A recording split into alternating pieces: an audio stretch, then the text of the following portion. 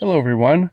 We installed a double DIN radio and console in my C5, and I'm going to show you how.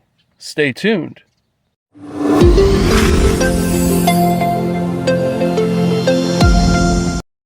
The tools that you're going to need are a T15 Torx, drills, 1/8, 1/4 inch, 7mm and 10mm sockets, and if you need to find a 12-volt hot, which I did not, multimeter. Obviously, you're going to need a double DIN console. You can find one of those online. Google C5 double DIN console. Metrocell's one. They're custom. They cost a little more, but there's a lot of knockoffs these days, and I think the quality is just as good as the bezel I'm going to pull out of here. The radio I have is a Kenwood DDX 375BT. You may say, hey, this is a few years old, but you know what? I wanted to get this done, and I figure if I like it, I'm going to upgrade to a brand new radio in the near future. And then you want an interface. The one I have here is the XSVI. It is made by XS, and it was actually already hooked up to a previous radio that we're going to pull out of here. All right, so let's move on. At this point, we are going to be removing the old radio and the climate control. If you need reference to remove the bezel piece, reference this video here below. It is two 7mm bolts up here and two 7mm bolts here. Let's remove those. Once you have the radio out, simply disconnect the plugs and the antenna.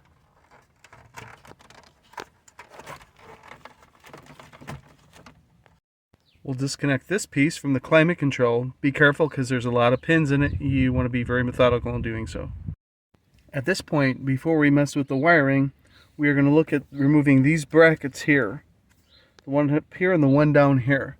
A lot of people just saw these brackets off. However, we're going to drill out these rivets in case we ever want to reuse these and put everything back to the way it was.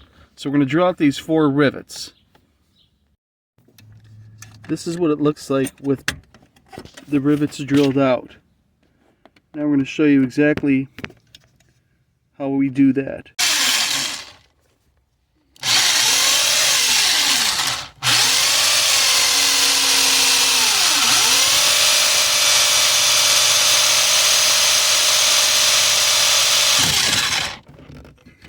This is the unit we used to interface with the Bose on a previous stereo. Some of this is already done for us in terms of having to wire it again. It's pretty much color matching, so it's not too difficult.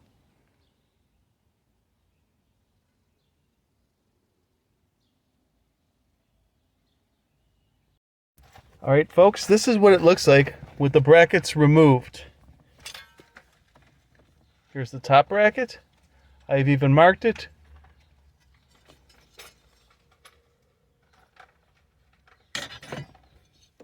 And here's the bottom bracket. Cut the rivets out, that way they can be reused if need. Anyway, drilling these out isn't too bad. I just showed how it is done. We didn't have to show you all 4. Okay, folks, with this bracket in place right here,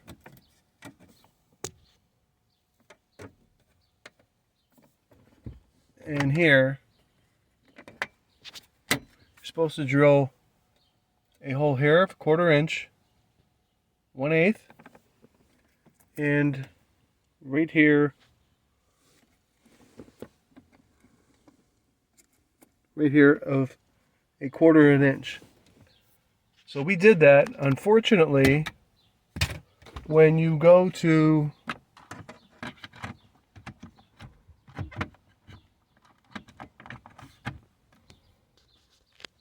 mount the stereo, you have the hole here, but the hole does not match up here, so you have to drill another hole here. Okay?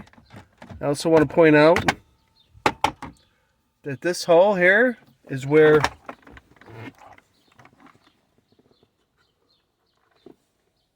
this tab is going to go into.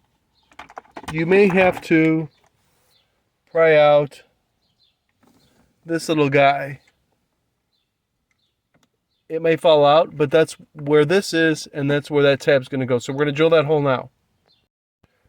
All right, we've got the radio and climate test fit. We did hover the bezel over it. It looks like it's going to match up, but we also had to drill a hole in our plastic bracket for the mounting screw.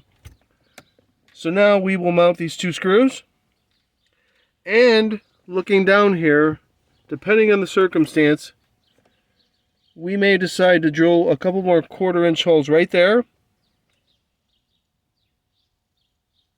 and right there to put 2 more screws in this. We'll see how it holds when we put those top 2 screws in. As it turns out, after I put these 2 screws in, it did a pretty good job of holding it in, and I think it would have worked, but as an abundance of caution, I decided to drill another 1/4-inch hole because I had a self-tapper, a GM self-tapper that screwed right in. I may still put another one here, but as you can see, this thing is solid in here now. I don't want to say it would be overkill, but I don't think it's necessary. So now we're going to move on to putting the bezel back on and putting the rest of it back together, and then we'll have it. Once we have everything mounted and reconnected, it'll be time to install the bezel.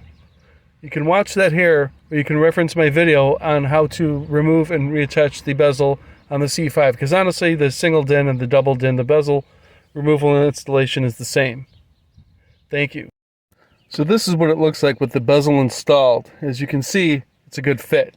So to finish up, you put the console back in. You can reference my video on how to do that at the link below, and that'll do it. Thanks for watching, everyone. Stay tuned for more C5 content.